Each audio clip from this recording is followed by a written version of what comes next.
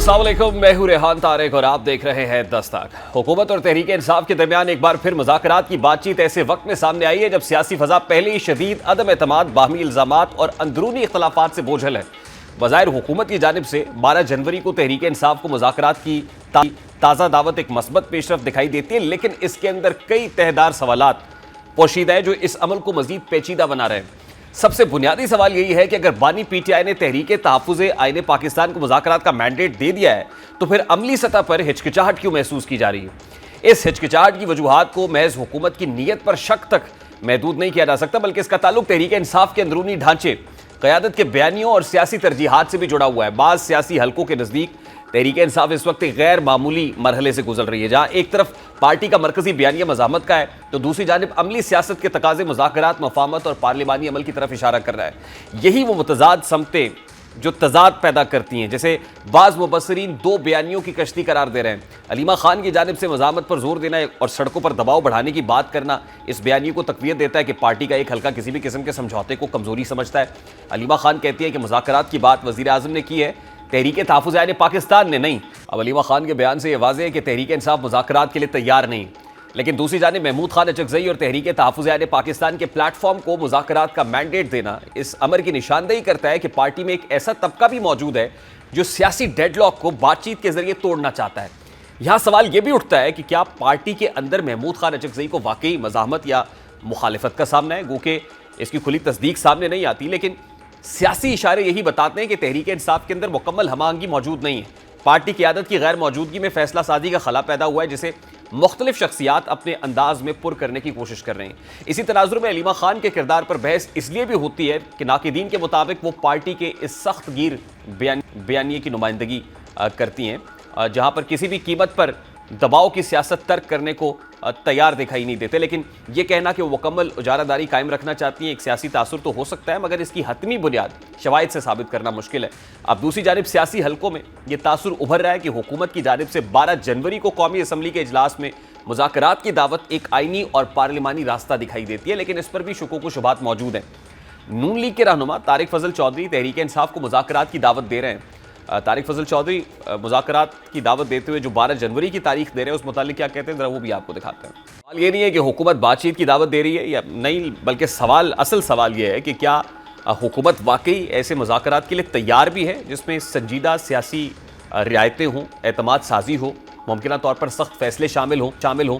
माजी के तजुर्बात ये बताते हैं कि मुज़ाकरात की पेशकश अक्सर सियासी दबाव कम करने या आलमी और दाखिली तासुर बेहतर बनाने के लिए की जाती है। बहरहाल हुकूमत की इस कोशिश को मुख्तलिफ ज़ावियों से देखा जा रहा है और ज़ाहिर है तहरीक इंसाफ ने 8 फरवरी को यौम सियाह मनाने का ऐलान भी कर रखा है।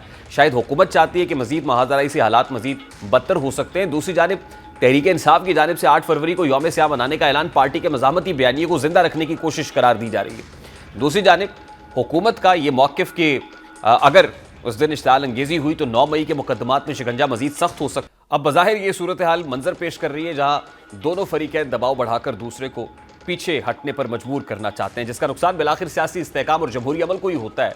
दूसरी जानिब साबिक़ DGISI लेफ्टिनेंट जनरल फैज़ हमीद के हवाले से गर्दिश करने वाली कयासराइयाँ भी इसी वसी सियासी बयानिए का हिस्सा है। इन खबरों में यह तासुर दिया गया कि वो बानी PTI के खिलाफ वादा माफ गवाह बन सकते हैं, लेकिन अब उनके वकील बैरिस्टर मियाँ अली इशफाक ने वाज़ेह तौर पर मुस्तरद कर दिया है। उन्होंने इन इतलात को बेबुनियाद और कयासराई करार दिया और कहा है कि इसमें कोई सदाकत नहीं है। और दिलचस्प बात यह है कि बहुत से हुकूमती वज़रा जैसा कि ख्वाजा आसिफ अताउल्लाह तारड़, फैज़ हमीद और बानी PTI के गठजोड़ का जिक्र करते रहे और फैसल वोडा भी ये दावा करते रहे कि बानी PTI के खिलाफ फैज़ हमीद वादा माफ गवाह बनने जा रहे हैं। अब इस सारे मामले पर बात करेंगे। इस वक्त सीनियर सहाफ़ी तजियाकार माजिद निज़ामी साहब ने हमें ज्वाइन किया। अस्सलाम वालेकुम माजिद निज़ामी साहब, बहुत बहुत शुक्रिया आपके वक्त के लिए। सबसे पहले तो बड़ा सादा सा सवाल है, डॉक्टर तारिक फजल चौधरी पाकिस्तान मुस्लिम लीग नून के मरकजी रहनुमा है, वो 12 जनवरी की तारीख दे रहे हैं कि 12 जनवरी को आए मुज़ाकरात के लिए हम तैयार हैं। तो ये 12 जनवरी की तारीख में क्या सियासी हिकमत अमली मुज़मर है, क्या मसलहत है, ये 12 जनवरी की तारीख क्यों इंपॉर्टेंट है?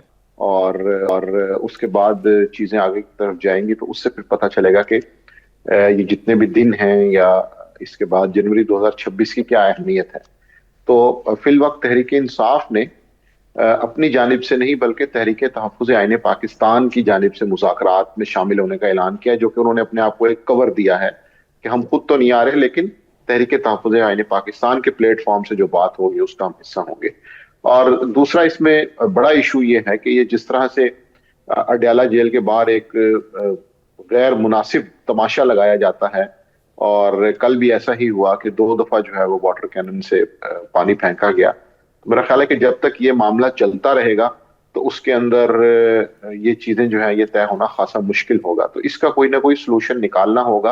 अगर ये नहीं निकलेगा तो फिर वो जो बदमजगी की या पॉलिटिकल टेम्परेचर की फिजा है वो उसी तरह कायम रहेगी। और इसलिए मुस्लिम लीग नून की जानिब से अगर कोई पेशकश की भी जाती है तो उसके लिए कुछ ना कुछ गवर्नमेंट की साइड से उनको एक अपनी प्रेजेंस के साथ साथ अपनी पेशेंस को भी शो करना होगा कि वो मुज़ाकरात के लिए माहौल को साजगार बनाए। नहीं, ये माहौल तो बड़ी आसानी से फिजल आउट हो जाएगा अगर बानी पीटीआई से मुलाकात की इजाजत दे दी जाए, मिलने दिया जाए तो ये नहीं होगा, तमाशा लगना बंद हो जाएगा।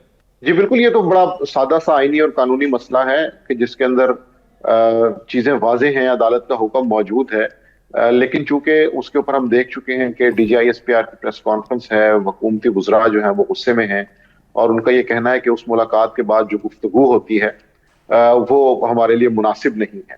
तो इस बुनियाद पर इस चीज को रोका गया है, लेकिन इसके बावजूद भी इसकी कोई जस्टिफिकेशन नहीं है। बैरिस्टर गौहर अली खान जैसे धीमे मिजाज के लोग मौजूद हैं, उनके साथ मिलकर इसका कोई रास्ता निकालना चाहिए। जिस तरह से उन्होंने रात को भी कहा है कि इस चीज को आप इतना बड़ा इशू ना बनाएं, उसकी वजह यह कि वहां से जो भी विजुअल्स निकलते हैं उससे कोई हुकूमत की नेक नामी में इजाफा नहीं होता, और हुकूमत की जो परसेप्शन है या साख है उसमें पहले ही बहुत से सवालिया निशान हैं। तो हुकूमत को ये समझना चाहिए कि ताकत, तकब्बुर और घमंड की बुनियाद पे नहीं बल्कि वसीउल कल्बी की बुनियाद पे अगर वो चीजों को 2026 में आगे लेके चलेंगे तभी उनका जो एक मुआशी इस्तेहकाम का ख्वाब है वो पूरा होगा। क्योंकि पॉलिटिकल अनस्टेबिलिटी के साथ आप मुआशी इस्तेहकाम की मंजिल हासिल नहीं कर पाएंगे। देखिए, PTI has somehow managed to maintain their selves और एज रेलेवेंट। और देखिए ना, जब पंजाब में सुहेल आफरीदी साहब आए तो उस पर जो एक फ़ज़ा कायम हुई, उससे भी जितनी उनको माइलेज मिलनी थी डिजिटल मीडिया के ऊपर या मेन स्ट्रीम मीडिया पे वो मिल गई। अब अडयाला के बाहर जब जब जो कुछ होता है उस पर वो पॉलिटिकल डिविडेंड तो ले जाती हैं बाहर कैफ। दूसरी इंपॉर्टेंट चीज़ ये है कि at this point in time सवाल ये है कि मुज़ाकरात की ज़रूरत किसको है। पहले शहबाज शरीफ साहब ने बतौर प्राइम मिनिस्टर कैबिनेट से खिताब करते हुए मुज़ाकरात की दावत दी कि जायज़ मुतालबात पे बात हो सकती है। अब तारिक फजल चौधरी साहब 12 जनवरी की बात कर रहे हैं, लेकिन दूसरी तरफ हलीमा बीबी कहती है कि ये तहरीक तहफ़्फ़ुज़ आईन पाकिस्तान जो है वो डायलॉग की बात नहीं कर रही। पहले उन्होंने बात नहीं की, ये तो हुकूमत कह रही है, पहले शहबाज शरीफ साहब ने ये कहा है। तो कौन है जो मुज़ाकरात करना चाहता है या किसको ज़्यादा ज़रूरत लग रही है आपको इस वक्त? जी, तहरीक इंसाफ का इसमें इशू ये है कि 2-3 इवेंट्स को अगर हम देखें उनकी टाइमलाइन को, तो तहरीक इंसाफ में एक रियलाइजेशन मौजूद है कि चीजों को अब इससे ज्यादा किसी पॉलिटिकल हीट की तरफ नहीं ले जाया जा सकता। उसमें जनरल फैज हमीद की सजा है, इमरान खान की ट्वीट है, DGISPR की प्रेस कॉन्फ्रेंस है। तो ये 3 ऐसे इवेंट हैं कि जिनकी बुनियाद पे तहरीक इंसाफ को कहीं ना कहीं अंदाजा हो चुका है कि अब अगर 9 मई के वाकयात को भी जनरल फैज हमीद के साथ जोड़ा गया और साथ साथ एक सियासी दर्जा हरारत या सियासी तनकीद उस लेवल पर चली गई तो तहरीक इंसाफ मजीद मुश्किल में आ सकती है। तो उनकी जो पार्टी क़यादत कोट लखपत में है या जेल से बाहर है, वो इस चीज को समझ चुके हैं कि हमने पॉलिटिकल टेम्परेचर को इससे आगे नहीं लेके जाना। अब इसको मैं गवर्नमेंट साइड से कनेक्ट करना चाहूंगा कि जिस तरह गड़ी खुदा बख्श में बिलावल भुट्टो जरदारी ने कहा कि अगर आप ये चाहते हैं कि आप मुआशी बहरान से निकलें तो उसके लिए जरूरी है कि आप सियासी जो बहरान है उसका खात्मा करें, मुआशी इस्तेहकाम तभी हासिल होगा। तो गवर्नमेंट ये सारा कुछ अफोर्ड तो कर सकती है, इसमें कोई शक नहीं है, क्योंकि गवर्नमेंट के पास बहुत से ऑप्शंस हैं, ताकत है। लेकिन प्रॉब्लम यह है कि अगर मुआशी इस्तेहकाम की तरफ जाना है, डायरेक्ट फॉरेन इन्वेस्टमेंट की तरफ जाना है, चीजों को बेहतरी करनी है, नंबर्स को, आदाद शुमार को पॉजिटिव साइड पे ऊपर लेके जाना है, तो हुकूमत को भी एक सियासी पुरसकून माहौल दरकार होगा।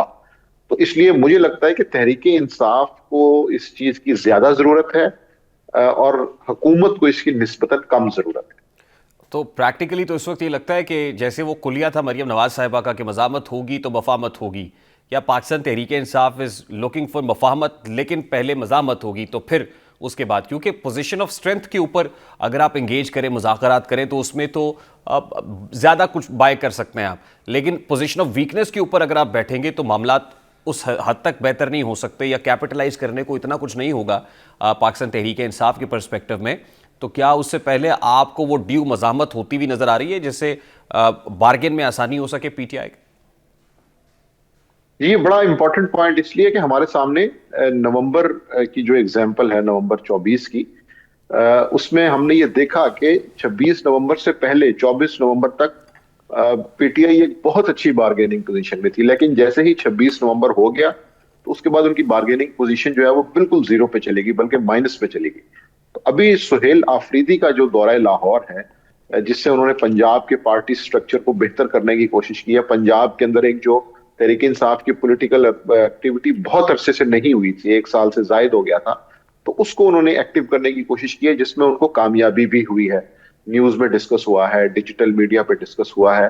تو تحریک انصاف یہ چاہتی ہے کہ سہیل آفریدی کا جو ایک سرپرائز ایلیمنٹ ہے، یا ان کی جو فرسٹ پرفارمنس ہوگی، کیونکہ علی امین گنڈا پور کے لانگ مارچز تو ہم دیکھ چکے ہیں، لیکن سہیل آفریدی کی جو فرسٹ پرفارمنس ہوگی اس کو ایک سرپرائز بنایا جائے، اور اس سرپرائز کی بنیاد کے اوپر یہ بارگین کیا جائے کہ اگر ایسا نہیں ہوگا تو پھر خیبر پختونخوا سے جو جارحانہ پالیٹکس کے دائی ہیں سہیل آفریدی، وہ پھر کوئی پولیٹیکل سرپرائز دیں گے، کوئی احتجاجی جلوس لے کے آئیں گے، پنجاب کے اندر جو ہے وہ مزاحمت کو کریٹ کریں گے۔ تو تحریک انصاف نے سہیل آفریدی کے نام پر ایک سرپرائز ایلیمنٹ رکھا ہوا ہے، لیکن اس کو ابھی یوز نہیں کرنا چاہتے، کیونکہ اگر اس کو بھی یوز کر لیا تو پھر ان کے پاس کوئی اور آپشن جو ہے وہ نہیں بچے گا۔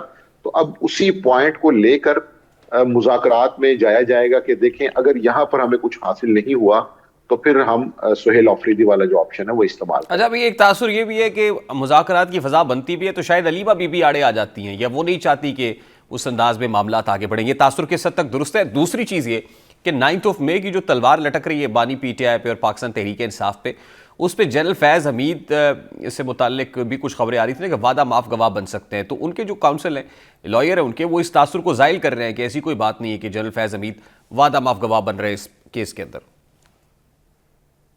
جی بالکل، یہ خاصا مشکل کام اس لیے بھی لگتا ہے کہ وہ جتنا بھی پروسیس ہوا ہے سزا کے اناؤنس ہونے سے پہلے، وہ خاصا طویل تھا، 1 سال سے شاید زیادہ کا عرصہ جو ہے وہ اس میں لگا ہے۔ تو اگر اس طرح کی کوئی سیٹلمنٹ ہونی ہوتی تو وہ اس زمانے میں ہو جاتی، اور اب یہ ہے کہ اب حکومت کو بھی عدالت میں ناقابل تردید شواہد ایسے پریزنٹ کرنے ہوں گے بیفور دا کورٹ کہ جس میں وہ یہ بتا سکیں کہ واقعی یہ کوئی غم و غصہ یا جلاؤ گھیراؤ کا واقعہ نہیں تھا، بلکہ بغاوت کی ایک کوشش تھی۔ تو اس کو اسٹیبلش کرنا گورنمنٹ کے لیے، پروسیکیوشن کے لیے باقاعدہ ایک امتحان ہوگا۔ اس کی وجہ یہ کہ 9 مئی کے جتنے بھی کیسز ہیں ان کے اندر پروسیکیوشن کی پرفارمنس کو اتنی آئیڈیل نہیں ہے، اور کئی وہ قانونی ماہرین کہتے ہیں کہ بڑی ویک گراؤنڈز کے اوپر یہ مقدمات چل رہے ہیں۔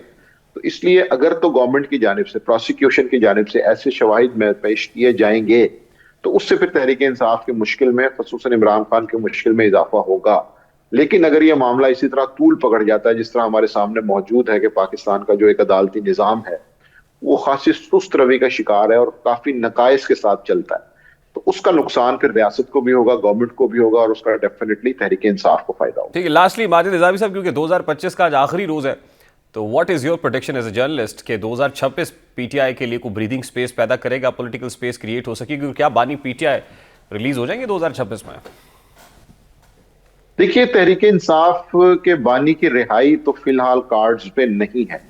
ہاں، تحریک انصاف کو بڑی بیسک اور بڑی بنیادی لیول کی کچھ آسانیاں ضرور ملیں گی، تاکہ تحریک انصاف کا جو پارٹی سٹرکچر ہے یا جو تنظیم ان کی جیل سے باہر ہے وہ کچھ نہ کچھ ایز میں آ سکے، اور اگر وہ ایز میں آ گئے تو پھر تحریک انصاف کی جانب سے حکومت کو وہ مزاحمت بھی نہیں دی جائے گی۔ تو میرا خیال ہے کہ چیزیں بہتر ہوں گی، لیکن اس حد تک بہتر ہوتی نظر نہیں آ رہی کہ عمران خان جو ہیں وہ بھی جیل سے رہا ہو جائیں اور تحریک انصاف کا معاملہ حل ہو جائے، کیونکہ اگر ایسا ہوتا ہے تو پھر وہ مسلم لیگ نون کی سیاسی موت ہوگی، وہ پیپلز پارٹی کی سیاسی موت ہوگی۔ تو گورنمنٹ یہ نہیں چاہے گی کہ مذاکرات اس حد تک کامیاب ہوں کہ ان کو نقصان۔ تو اس لیے مجھے لگتا ہے کہ بڑے بیسک لیول پر، چھوٹے سے لیول پر بنیادی چیزوں کو حل کرنے میں مدد ملے گی، اور تحریک انصاف کے چیئرمین کی جو رہائی ہے وہ فی الحال مشکل نظر آتی ہے۔ ٹھیک ہے، بہت بہت شکریہ ماجد نظامی صاحب آپ کے وقت کے لیے۔ اس وقت پاکستان مسلم لیگ نون کے مرکزی رہنما ڈاکٹر طارق فضل چودھری صاحب ہمارے ساتھ موجود ہے۔ السلام علیکم ڈاکٹر صاحب، بہت بہت شکریہ آپ کے وقت کے لیے۔ ڈاکٹر صاحب، یہ جو 12 جنوری کی تاریخ آپ نے گزشتہ شب دی پاکستان تحریک انصاف کو، تو 12 جنوری میں کیا خاص بات ہے؟ کوئی خاص حکمت اس میں پوشیدہ ہے؟ ریاض صاحب بہت شکریہ، آپ نے پروگرام میں دعوت دی۔ جی 12 جنوری کو قومی اسمبلی کا اجلاس طلب کیا گیا ہے۔ وہ اسمبلی ہماری منسٹری موو کرتی ہے اور ہم نے وہ اسمبلی موو کر دی ہے پرائم منسٹر صاحب کو، اور پریزیڈنٹ صاحب پھر وہ اجلاس طلب کرتے ہیں۔ تو وہ 12 جنوری کا اسمبلی کے اجلاس کا اس لیے حوالہ دیا میں نے اور وہ تاریخ دی کہ اسپیکر صاحب یہاں اسلام آباد میں موجود ہوں گے، اور اسپیکر صاحب کسٹوڈین آف دا ہاؤس ہیں، وہ ایک نیوٹرل پرسنالٹی ہیں۔ تو بہتر یہ ہوگا کہ پاکستان تحریک انصاف کے لوگ جو بات چیت مذاکرات کی بات کر رہے ہیں وہ اسپیکر صاحب کے چیمبر میں جہاں پہ وہ آتے رہتے ہیں، ظاہر ہے پارلیمانی بزنس میں پاکستان تحریک انصاف کے جو پارلیمنٹیرین ہیں وہ اسپیکر کا آفس پہ ان کا اتنا ہی حق ہے جتنا جو گورنمنٹ پارٹی کے ایم ایل اے ہوتے ہیں ان کا حق ہوتا ہے۔ تو وہ اپنی لیجسلیشن اور اپنے دیگر معاملات کے لیے اسپیکر آفس بدستور آتے رہتے ہیں۔ تو یہ ابھی ایسی جگہ نہیں ہے کہ جو ان کے لیے وہ پارٹیزن ہو، نیوٹرل جگہ ہے۔ تو میں نے اس لیے انہیں دعوت دی کہ آپ اگر مذاکرات میں واقعی سنجیدہ ہیں تو آپ 12 جنوری کو اسپیکر چیمبر تشریف لائیں، ہمارے بھی سینئر وزراء آئیں گے اور بیٹھ کے بات کرتے ہیں۔ بار بار آپ کہہ رہے ہیں کہ مذاکرات کرنا چاہتے ہیں، تو ہم نے تو ہمارے پرائم منسٹر تو 5 دفعہ کہہ چکے ہیں کہ بات چیت ہونی چاہیے۔ تو ڈاکٹر صاحب، کس ایجنڈے پر حکومت مذاکرات کے لیے تیار ہو جائے گی؟ دیکھیے ایجنڈا تو انہوں نے سیٹ کرنا ہے نا، مذاکرات کی بات وہ کر رہے ہیں، اور ہم تو مذاکرات کے حامی اس لیے ہیں کہ ہم سوسائٹی میں جو پاکستان تحریک انصاف نے پولرائزیشن پھیلائی ہوئی ہے اور تقسیم در تقسیم انہوں نے ایک عمل جاری کیا ہوا ہے اور نفرت پھیلا رہے ہیں اداروں کے خلاف، ریاستی اداروں کے خلاف، وہ پروپیگنڈا اور جھوٹ وہ بند کریں، اور پاکستان میں بھی اور پاکستان سے باہر جو ان کے لوگ بیٹھے ہیں وہ ریاست مخالف جو بیانیہ ہے وہ تشکیل دے رہے ہیں، جو کہ انتہائی افسوسناک ہے۔ عمران خان صاحب کی اپنی اگر آپ ٹویٹس دیکھیں تو وہ آپ میڈیا پہ چلا نہیں سکتے، ان بات کرنا تو دور کی بات ہے۔ تو یہ جو نفرت انگیز سیاست ہے اس کی پاکستان میں کوئی گنجائش اب رہ نہیں گئی۔ تو ہمارا تو یہ ہے اس میں ان سے بات کریں، اور اگر انہوں نے کوئی بات ڈاکٹر صاحب اس کے لیے یقیناً مذاکرات بڑی ہے امپورٹنٹ ہے۔ اس جو پراگندہ ماحول ہے اس کو فزل آؤٹ کرنے کے لیے اس میں ٹھنڈی ہوا کا جھونکا ہوں گے، لیکن اس کے لیے یقیناً سی بی ایمز چاہیے ہوتے ہیں، کئی کانفیڈنس بلڈنگ میجرز کے طور پہ حکومت کیونکہ بڑی ہے، بڑے ظرف کا مظاہرہ کر سکتی ہے کہ ایٹ لیسٹ بانی پی ٹی آئی سے ملاقات کی اجازت ہی دے دیں، یا پھر جیسے پنجاب آنے کی دعوت دی گئی تھی سہیل آفریدی صاحب اور ان کی ٹیم کو، وہاں پر جو کچھ ہوا وہ نہ ہوتا۔ تو کہنے کا مطلب یہ ہے کہ اگر کہیں نہ کہیں کوئی اسپیس کریٹ کر کے کوئی سی بی ایمز ہو جائیں تو مذاکرات کا عمل انیشیٹ تو ہو سکتا ہے سر۔ دیکھیے یہ تو آپ ان کو کہہ رہے ہیں تو کانفیڈنس بلڈنگ میئر ہو سکتا ہے، تحریک انصاف کے جو لوگ ہیں ان کے لیے کانفیڈنس بلڈنگ میئر کچھ اور ہوں، تو آپ کی اپنی ایک سوچ ہے، ذہنی اختراع ہے، ہو سکتا ہے وہ کوئی اور بات کریں۔ تو پہلے بیٹھ کے بات تو کریں کہ وہ چاہتے کیا ہیں، کون سے کانفیڈنس بلڈنگ میئر چاہتے ہیں، کیا فیور چاہتے ہیں، کیا گورنمنٹ سے۔ سر ایک خط لکھا تھا نیشنل ڈائیلاگ کمیٹی نے وزیر اعظم صاحب کو، اس میں انہوں نے کہا جی کہ جو ہمارے کوٹ لکھپت جیل کے اسیر رہنما ہیں ان کو پیرول پہ رہا کر دیں، تو یہ بھی دس is one of the confidence building measure sir. دیکھیں جو نیشنل ڈائیلاگ کمیٹی ہے ان کے رہنماؤں کے لیے میری بڑی ریسپیکٹ ہے، وہ ایک اچھی سوچ کے تحت یہ کام کر رہے ہیں، لیکن بات یہ ہے کہ جرگہ آپ تبھی کر سکتے ہیں جب آپ کو دونوں پارٹیوں کی طرف سے مینڈیٹ حاصل ہو۔ یہ تو نہیں ہو سکتا کہ ایک پارٹی آپ کو مینڈیٹ ہی نہ دے اور آپ جناب جرگہ شروع کر دیں۔ نیشنل ڈائیلاگ کمیٹی کو اگر پاکستان تحریک انصاف مینڈیٹ دے گی، وہ اس بات پہ تیار ہوگی کہ وہ ان کی طرف سے مذاکرات کریں، تو ان سے مذاکرات کا گورنمنٹ کو یا ہمیں کوئی فائدہ ہے یا وہ کوئی نتیجہ خیز ہو سکتے ہیں۔ فی الحال تو مجھے نہیں لگتا کہ انہیں پاکستان تحریک انصاف نے کوئی گرین سگنل دیا ہے مذاکرات کے حوالے سے، ابھی تو وہ بات کر رہے ہیں۔ یہ مینڈیٹ ویسے ڈاکٹر صاحب تحریک تحفظ آئین پاکستان کو یا محمود خان اچکزئی صاحب کو تو دیا ہوا ہے تحریک انصاف نے؟ دیا ہوا ہے، میں یہی بات کہہ رہا تھا، جو آپ نے بات توقی تو میں یہی بات کہہ رہا تھا کہ یہ مینڈیٹ تو انہوں نے دیا ہوا ہے محمود خان اچکزئی صاحب کو، تو میں تو سمجھتا ہوں کہ ان سے بات چیت جو ہے وہ زیادہ مؤثر ہو سکتی ہے، اور وہ آئیں ضرور 12 جنوری کو آئیں، بیٹھیں۔ ٹھیک، تو محمود خان اچکزئی صاحب کو دعوت دے رہے ہیں آپ؟ ظاہر ہے مقصد طریقے صاحب سے لوگ اگر ان کے تھرو بات چیت کرنا چاہتے ہیں تو انہیں کو ساتھ لے کے آئیں گے نا. خود بھی آئے, منسٹر گور صاحب آئے, اسد کیسر صاحب آئے, ان کے چیف وپ حامد اوگر صاحب وہ آئے. ٹھیک ہے. ایک آپ نے آج سے پہلے بانی پی ٹی آئی کو ان کی منتقلی کے حوالے سے اڈیالہ جیل سے کسی اور جگہ منتقل کرنے کے حوالے سے بھی اندیا دیا تھا, اس میں بھی کوئی پیش رفت ہے ڈاکٹر صاحب؟ جی وہ جو اندیا دیا تھا اس کے ساتھ وہ مشروط تھا. غیر دیکھیے یہ تمام چیزیں پروسیجر کے تحت ہوتی ہیں. جب عدالت کسی کو رہا کرتی ہے تو اس کا رہائی کا ایک آرڈر جاری ہوتا ہے. وہ آرڈر پہنچتا ہے جب سپرنٹینڈنٹ جیل کے پاس تو وہ ریلیز آرڈر دیکھنے کے بعد قیدی کو رہا کرتا ہے. کبھی ایسا ہوا ہے کہ ٹی وی پہ ٹکٹ چلے ہوں گے, 5 شخص کی ضمانت ہو گئی ہے اور اڈیالہ جیل کے سپرنٹینڈنٹ یا کسی بھی جیل کے سپرنٹینڈنٹ نے قیدی کو رہا کر دیا ہو کہ بھائی ٹی وی پہ خبر آ گئی ہے, کس کی ضمانت ہو گئی ہے. نہیں ہوتا, ہو ہی نہیں سکتا. تو اسی طرح اگر وہ چاہتے ہیں کہ عمران خان کو شفٹ کیا جائے, اس کے لیے انہیں تحریری درخواست دینی پڑے گی, اس کے اوپر پھر کاروائی انیشیٹ ہوگی اور قانون کے مطابق جو ہے اس میں ایکشن ہوگا.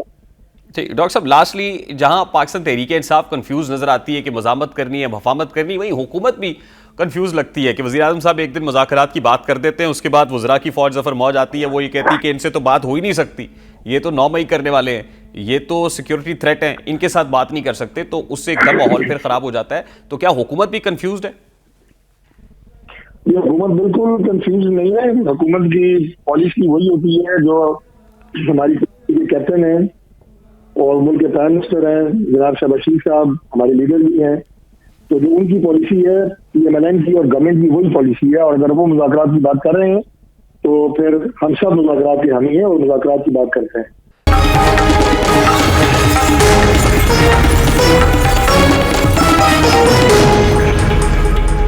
نئے سال کی آمد ہمیشہ امید, توقعات اور نئے خوابوں کے ساتھ جڑی ہوتی ہے, خصوصاً ایسے معاشروں میں جہاں عوام طویل عرصے سے معاشی دباؤ, مہنگائی, بے روزگاری اور عدم استحکام کا سامنا کر رہے ہوں. پاکستان بھی انہی ممالک میں شامل ہے جہاں عوام کی ایک بڑی تعداد مشکلات کے باوجود مستقبل کے حوالے سے پر امید دکھائی دیتی ہے. یہی رجحان گیلپ پاکستان کے حالیہ سروے میں بھی واضح طور پر سامنے آیا ہے, جس کے مطابق نصف سے زائد پاکستانیوں کو یقین ہے کہ سال 2026 ملک کے لیے بہتری کا سال ثابت ہوگا.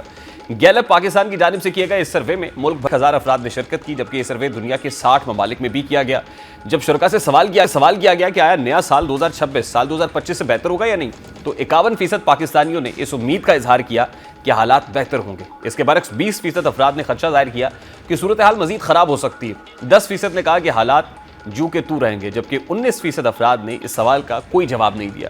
یہ اعداد و شمار اس بات کی عکاسی کرتے ہیں کہ پاکستانی عوام کی اکثریت اب بھی مستقبل کو مایوسی کی بجائے امید کی نظر سے دیکھ رہی ہے, اور دلچسپ بات یہ ہے کہ عالمی سطح پر خاصا کمزور دکھائی دیتا ہے. گیلپ کے مطابق دنیا بھر میں صرف 37% افراد نے نئے سال کے حوالے سے مثبت توقعات ظاہر کی, جبکہ پاکستان میں اشارہ 51% رہی. یعنی عالمی اوسط کے مقابلے میں پاکستانی عوام کہیں زیادہ پر امید ہے. اسی طرح جب معاشی حالات کے بارے میں سوال کیا گیا تو 53% پاکستانیوں نے کہا کہ سال 2026 میں معیشت مزید بہتر ہوگی, اور 27% نے معاشی مشکلات میں اضافے کی تشویش ظاہر کی. 10% نے کسی خاص تبدیلی کی توقع نہیں کی, اور باقی 10% نے جواب ہی نہیں دیا.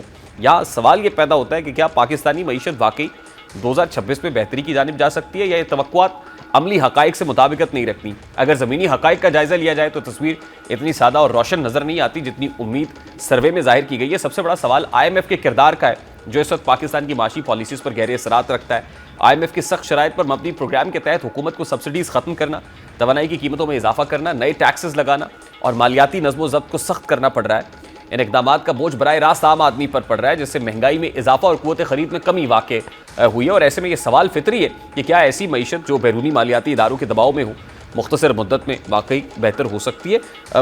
اس پر بات کریں گے اس وقت ماہر اقتصادی امور ہارون شریف صاحب کی. السلام علیکم ہارون صاحب, بہت بہت شکریہ آپ کے وقت کے لیے. ہارون صاحب, ایک طرف تو اب IMF پروگرام میں ہے, ظاہر ہے ایکسٹرنل ڈیٹ برڈن بھی ہمارے اوپر ہے, ایک ڈیفیسٹ ہے, اور پھر ظاہر ہے ٹیکس ریونیو شارٹ فالز کا سامنا بھی ہم کرتے ہیں. ایسے میں گیلپ سروے میں 53% لوگ جب یہ کہیں کہ 2026 میں ملک کی جو معیشت ہے وہ بہتری کی جانب گامزن ہوگی یا بہتر ہو جائے گی, یہ کس قدر حقیقت لگتی ہے آپ کو؟ گیلپ کا سروے کا جو سیمپل سائز ہے وہ 1000 لوگوں کا ہے, تو it's not a big well represented survey. اس کو ہم پرسیپشن سروے کہتے ہیں, اور پرسیپشنز یہ ہیں کہ 2025 میں پاکستان کی اوور آل امیج کچھ بہتر ہوا ہے گلوبل سین میں. یو ایس کے ساتھ تعلقات بہتر ہوئے ہیں, سعودی عرب سے پیکٹ سائن ہوا ہے. سو ایک جنرل فیل گڈ کا فیکٹر ہے which might have prompted people to say کہ جی ہمیں امید ہے کہ اگلا سال ہمارے لیے اس سال سے بہتر رہے گا. لیکن ابھی بھی اس کے اندر سے جو ہے 50% رسپونڈنٹ نے 52% نے یہ بات کی ہے, جو کہ گلوبل ایوریج سے کچھ زیادہ ہے کہ وہ پر امید ہے. لیکن بہت سے لوگوں نے کوئی 20% نے پیسمزم بھی شو کیا ہے کہ جی تھنگز مائٹ گیٹ ورسن. سو مکسڈ ہیں ریزلٹس, لیکن اوور آل کچھ جو مثبت چیزیں ہیں کہ آپ ابھی تک آئی ایم ایف سے آن ٹریک ہیں, ٹرانچز آپ کی ڈسبرس ہو رہی ہیں, چاہے قرض کے ہوں لیکن ریزروز کے اندر ایک پوزیشن ہے کہ 3-4 ماہ کا آپ کا امپورٹ کا کور موجود ہے. تو یہ چیزیں جو ہیں اوور آل لوگوں کا خیال ہے کہ might translate into certain economic improvements. دیکھیں یہ بڑی امپورٹنٹ بات ہے کہ یہ پرسیپشن پہ بیسڈ ہے. اب یہ پرسیپشن تو ظاہر ہے کریٹ کی جاتی ہے نیریٹیوز کے اوپر بھی, اور ڈفرینٹ انداز میں سلوگنز بھی ہوتے ہیں, اس کے راستے آپ بتانے کی کوشش کرتے ہیں کہ یہ بہت کچھ ہو گیا. لیکن realistically speaking, being economic expert, آپ کیا سمجھتے ہیں کہ اکنامک پکچر ریمینز گرم ابھی بھی؟ جی پاکستان دیکھیے, جب بھی کوئی ملک بیل آؤٹ کے پروگرام میں ہوتا ہے تو اکنامک پکچر کو زیادہ خوش آئند تو نہیں ہو سکتی. جو وریسم چیزیں ہیں کہ ہماری جی ڈی پی گروتھ پک نہیں کر پا رہی ہے to the level which is needed, ہماری ایکسپورٹس نہیں گرو کر رہی ہیں, ہماری investment to G D P ratio all time low پہ جا چکی ہے, غربت کی سطح تقریباً آدھی پاپولیشن کو ہٹ کر رہی ہے, انمپلائمنٹ پچھلے سال سے 14-15% بڑھی ہے. اب یہ چیزیں جو ہیں یہ ہے جس کو ہم پرسیپشن نہیں کہتے, the real numbers. Human development index میں ہم پیچھے ہیں. سو اب حکومت کو یہ سوچنا ہے کہ جو اگلا سال آئے گا ان کو 1-2 اپرچونٹیز ملی ہیں. ایک جیسے میں نے عرض کیا کہ آپ کو کچھ ڈپلومیٹک فرنٹ پہ آپ تھوڑے مضبوط ہوئے ہیں. دوسرا یہ ہے کہ آپ کو فسکل سپیس کچھ مل گئی ہے, آئل پرائسز لو ہیں, آپ کے پاس ریزروز کا کشن ہے 2026 میں. آپ یہ سپیس کو اور نئے اپنے رینیوڈ تعلقات کو کس طرح استعمال کرتے ہیں ٹرانسلیٹ کرنے کے لیے کہ ہمیں ریئل اکنامک گینز آئیں, ناٹ کہ آپ کوئی ڈیل سائن کر لیں یا کوئی جیو پولیٹیکل پارٹنرشپ کر لیں. اٹ از ایکچولی جو ریئل سیکٹرز ہیں وہ ایکسپینڈ کرنا شروع ہوں, جس سے جاب کریٹ ہوں, پروڈکشن بڑھے, پروڈکٹیوٹی بڑھے. اور یہ پالیسی انسٹرومنٹ ہیں جس کے لیے بڑے مضبوط مائنڈز چاہیے جن کے پاس اس چیز کا تجربہ جو کہ بیوروکریسی کے پاس نہیں ہے. تو یہ تو سر گروتھ لیڈ اکانومی ہوگی تو پھر ہی ہوگا. آپ دیکھیں ہم we are mainly based upon tax revenues. G D P ایک طرف تو ایک فور کاسٹنگ ہوتی ہے, دوسری طرف ہم اس انداز میں انڈسٹری کا پہیہ چلتے ہوئے نہیں دیکھ رہے جس سے جاب کریشن بھی ہو, جس سے ایکسپورٹس بھی بڑھیں, کوئی ویلیو ایڈڈ گڈس بڑھیں اور کمپیٹیٹو بھی ہو مارکیٹ کے اندر. تو یہ ہوتا ہوا تو سر مطلب آئی مین نیئر فیوچر میں تو نظر نہیں آتا ہے. جی آپ درست کہہ رہے ہیں. دیکھیے it's not only goods, it is services as well. دنیا کے اندر نالج سروسز کی ایکسپورٹ اس وقت ایک میجر ایلیمنٹ ہے کیونکہ اب یہ اکانومی ساری ڈیجیٹائز ہو رہی ہے گلوبل. سو ہمیں تو اس وقت یہ چاہیے کہ جن کو ہم بہت عرصے سے جو نان کمپیٹیٹیو سیکٹرز ہیں جن کو ہم سبسڈائز کر رہے ہیں, پروٹیکٹ کر رہے ہیں, اب ٹائم آ گیا کہ آپ اس میں سے ہاتھ اٹھائیں. اب یہ ہاتھ اٹھانے کا جو کام ہے یہ دیکھیں, ہمارے انلمیٹڈ ریسورسز تو کسی کے پاس نہیں ہیں. آپ کو کہیں سے ریسورسز بچا کے ایسے سیکٹرز میں ڈالنے ہیں جہاں ہمارا کمپیریٹیو ایڈوانٹیج ہے, چاہے وہ ٹیکنالوجی میں ہے, چاہے وہ زراعت میں ہے, so you need to go on that angle. اب یہ جو اکنامک ڈھانچے کی شفٹ ہے وہ مجھے کرنٹ لیڈرشپ اور بیوروکریسی کے اندر ہوتی نہیں دکھائی دے رہی, اسٹیٹس کو دکھ رہا ہے. ابھی تک جو آپ کی میجر اچیومنٹس جو آپ کی گول ہیں وہ یہ ہے کہ ہم نے آئی ایم ایف کی ٹرانچ لے لینی ہے جس سے ہمارے 6 ماہ اور نکل جائیں گے. So it's not a serious planning, اور جو لانگ ٹرم پلانز ہیں وہ ان کا ریئلٹی سے اور نمبرز سے تعلق نہیں ہے. اب اگر ہم ڈینائل سے نکلیں اور 1 یا 2 سیکٹرز کے اندر کچھ کر کے دکھائیں پھر لوگوں کا ریئل اعتماد بننا شروع ہوگا. میں آپ کو مثال دیتا ہوں, بہت سالوں سے ہمارے سیاستدانوں نے یہ بیچا کہ کنیکٹیوٹی جو ہے سی پیک کی یہ ہمارے سب مسائل کا حل ہے. اس کے پیچھے نہ کوئی پلان تھا, نہ کوئی پالیسی ہوم ورک تھا صرف یہ تھا کہ جی انفراسٹرکچر بن رہا تھا. اب ڈسلوژن بیٹھے ہیں کہ جی اس سے جاب بھی نہیں نکلے, ایکسپورٹ بھی نہیں بڑھی. The question is کہ fault lies at our end کہ جب ہم we really don't know کہ ایک اپرچونٹی کو کیسے کنورٹ کرنا ہے اکنامک گین میں. کچھ ممالک نے کر لیا ہے, پاکستان انفارچونیٹلی ان اپرچونٹیز کو مس کرتا ہے. لاسٹلی اب ظاہر ہے آج تو 2025 کا لاسٹ ڈے ہے. What do you expect? Perceptions اپنی جگہ پہ, سرویز اپنی جگہ پہ, what is your forecast 2026 کو لے کے؟ دیکھیں جی, I actually expect the things to continue if not worsen. Tough year ہوگا 2026 کا آپ کے اوپر, یوٹیلیٹیز کی اور ٹیکسوں کی اور جو کنزمپشن پاور لوگوں کی وہ ریوائیو ہوتی مجھے 2026 میں نہیں دکھتی. Also as we move closer towards elections, جو کولیشن کے ڈائنامکس بدلنے شروع ہو جاتے ہیں تو کوئی major consensus based structural decision مجھے پاکستان کی پولیٹیکل انٹینسٹی کے اندر ہوتا نہیں دکھتا انفارچونیٹلی. جس طرح ہمارے سیاستدان ایک کانسٹیٹیوشنل امینڈمنٹ کرنے کے لیے اکٹھے ہوتے ہیں, اس طرح یہ مجھے کوئی اکنامک ریوائول کی پالیسی پہ اکٹھے ہوتے نہیں دکھائی دے رہے. اب اس بروکن اسٹرکچر کے اندر اور جہاں بیوروکریسی کی صلاحیت نہ ہو, میری ان کو رائے یہی ہے کہ آپ ایک ایکسپرٹس کو کچھ ایک پلیس بنائیں, ان کو اسپیس دیں, ڈیلیگیٹ کریں, امپاور کریں. جن لوگوں نے دنیا میں یہ کام کیا ہو وہ آپ کو ایک آدھ سیکٹر کو, جیسے آئی ٹی کو پک کر لیں یا زراعت کو پک کر لیں, ریوائیو کر کے دکھائیں 2026 میں. کوئی نیا بینک بنے, ان کی فنانسنگ ہو رہی ہو, لوگوں کو دکھے کہ کچھ ہو رہا ہے. خالی ٹاک شاپ سے تو ریان صاحب بات نہیں بنے گی. بالکل صحیح.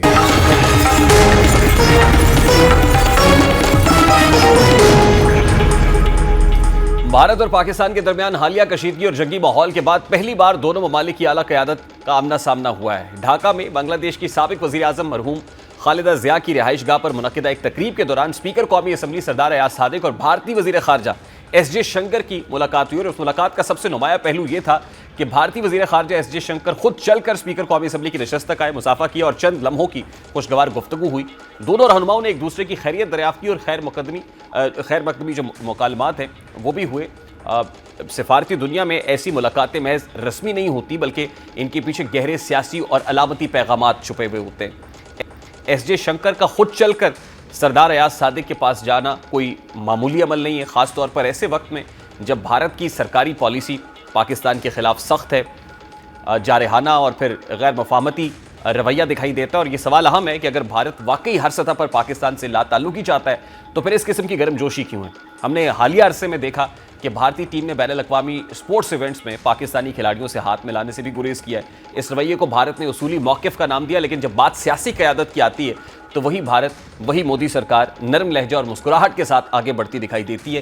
یہی تضاد مودی سرکار کی دوغلی پالیسی کو بے نقاب کرتا ہے. ایک طرف اندرون ملک الیکشن سیاست ہے, میڈیا نیریٹو ہے اور قوم پرستی کے نام پر پاکستان دشمنی کو ہوا دی جاتی ہے, اور دوسری طرف عالمی فورمز پر سفارتی تنہائی سے بچنے کے لیے پاکستان کے نمائندوں سے خوشگوار رویہ اپنایا جاتا ہے. ایس جے شنکر کا یہ قدم اس بات کا اشارہ بھی دیتا ہے کہ بھارت مکمل طور پر دروازے بند کرنے کا متحمل نہیں ہو سکتا. خطے کی سیاست, چین کا بڑھتا ہوا کردار, بنگلہ دیش جیسے ممالک کا بدلتا جھکاؤ اور عالمی طاقتوں کی ترجیحات بھارت کو مجبور کرتی ہیں کہ وہ کم از کم علامتی سطح پر رابطہ رکھے. سردار ایاز صادق کا مسکرا کر جواب دینا اور گفتگو کا خیر سگالی انداز بھی پاکستان کی سفارتی بالغ نظری کو ظاہر کرتا ہے. پاکستان نے ایک بار پھر ثابت کیا ہے کہ وہ سخت حالات میں بھی سفارتی آداب اور وقار کو ترجیح دیتا ہے, جبکہ اصل تضاد بھارتی رویے میں نمایاں ہے. بہرحال یہ ملاقات یہ پیغام دیتی ہے کہ بھارت کا اصل مسئلہ پاکستان سے دشمنی نہیں بلکہ داخلی سیاست ہے. جب فائدہ ہو تو مسافہ, جب ضرورت نہ ہو تو نفرت. ایس جے شنکر کا ہاتھ بڑھانا دراصل اس اعتراف کا خاموش اشارہ بھی ہے کہ خطے میں مکمل تنہائی کسی کے مفاد میں نہیں, حتیٰ کہ مودی سرکار کے لیے بھی نہیں.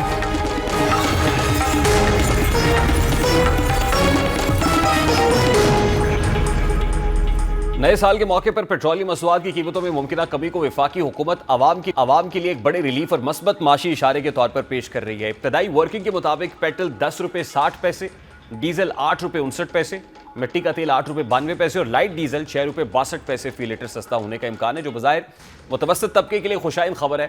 یہ کمی ایسے وقت میں سامنے آ رہی ہے جب مہنگائی خاص طور پر ایندھن اور ٹرانسپورٹ کے اخراجات عوام کی قوت خرید کو شدید متاثر کر چکے ہیں. पेट्रोलियम मसनूआत की कीमतों में कमी का बराह रास्त असर ट्रांसपोर्ट, अशियाए खुरोनोश और रोजमर्रा इस्तेमाल की दीगर चीजों पर पड़ता है। इसलिए हुकूमत इसे महंगाई में कमी के तसलसल के तौर पर उजागर करना चाहती है। ताहम माशी माहिरीन के मुताबिक इस रिलीफ को वक्ती समझा जा रहा है, क्योंकि ये कमी बुनियादी तौर पर आलमी मंडी में तेल की कीमतों में उतार चढ़ाव और रुपए की कदर में वक्ती इस्तेहकाम का नतीजा है, ना कि किसी तवील मुद्दती माशी इसलाह का नतीजा है। मजीद ये कि हुकूमत ने माजी में भी आलमी कीमतों में कमी के बावजूद लेवी और टैक्सेस बढ़ाकर अवाम को मुकम्मल फ़ायदा मुंतकिल नहीं किया, जिसके बायस ये खदशा मौजूद है कि मुस्तकबिल में किसी भी मामूली आलमी दबाव की सूरत में कीमतें दोबारा बढ़ा दी जाएंगी। सियासी और माशी तनाजुर में देखा जाए तो नए साल पर पेट्रोल सस्ता करने का ऐलान महज माशी फैसला नहीं बल्कि एक वाज़ेह सियासी हिकमत अमली भी है।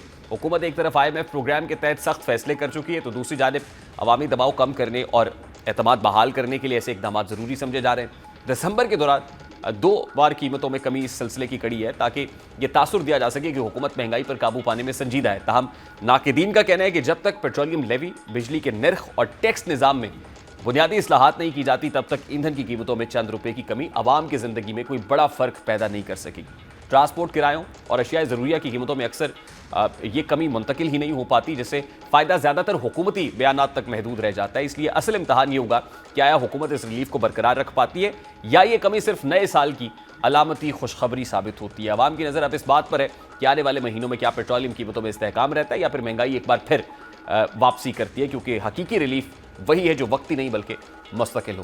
प्रोग्राम का वक्त अब पहुंचा, आपसे मुलाकात होगी इंशाल्लाह कल। अपना रखिए ख्याल। अल्लाह हाफ़िज़।